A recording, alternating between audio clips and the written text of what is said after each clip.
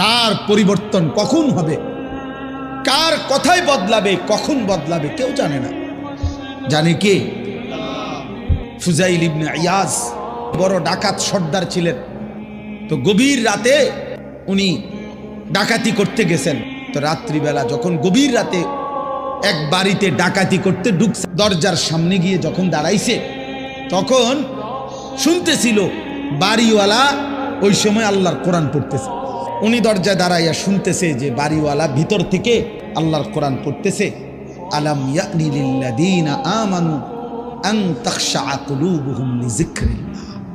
এই এক আয়াত ওনার কলিজা ছিদ্র করে ফেলছে।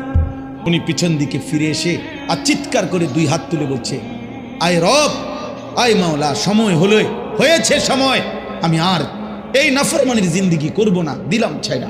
তখন তিনি ওই সময় রাত্রে তো আল্লাহর কাছে এক ফোঁটা চোখের পানি ফেলতে ওনার মন চাইছে, তওবা করবে, মাফ চাইবে, আজকে গুনাহ ছেড়ে দিবে। তখন উনি তওবা করে সরাসরি হিজরত করে আল্লাহর ঘর মক্কায় চলে আসছে, আর বাকি হায়াত কাবার পাশেই উনি জীবন কাটাইছে। এরপরে উনি হইছেন সাইয়্যিদুল আউলিয়া, আউলিয়াদের সর্দার।